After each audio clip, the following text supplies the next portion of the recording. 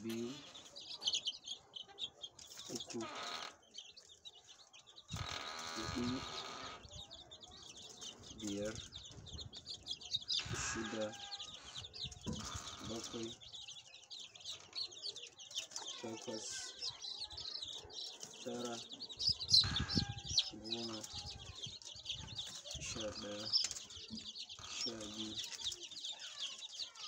13, 14,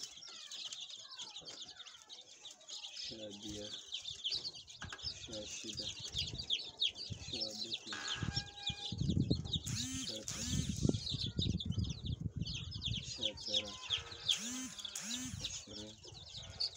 wanda gani shi ɗan Najeriya.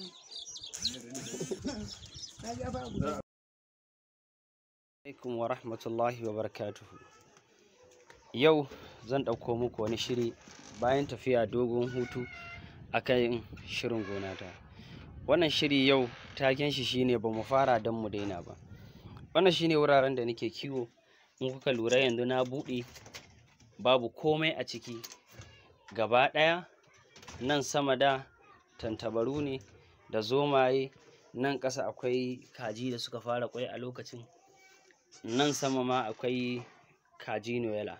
Abin da ya faru shine waccan shekarar mun samu jarabawa na annoba a wannan wuri wanda dabbobinmu suka mutu, kuma Allah ya farfado da gonar gadan-gadan daidai lokacin da kaji sun fara ƙwai. Mun samu wasu breeding masu kyau, wasu breed masu kyau wanda crossbreeding ne tsakanin Brahma da Noela, har sun fara ƙwai. Mun yi shirin mu fara tattala muku su in suka girma. Kwatsam ranar Asabar da daddare 4 ga watan 2 shekara ta 2023 barayi suka zo cikin dare suka kwashe duka dabbobin, ba su bar komai ba. Ina jin sai kaji ƙwara 3 nan in kun lura ɓalle shi suka. To kuma abin da ya sa muka tafi hutu kenan, amma in Allah ya yarda yanzu za mu dawo, za mu fara ɗaura muku abubuwa daban-daban insha Allahu. Shi yasa muka ce muku wannan shine abin da ake cewa ba mu fara don mu daina ba.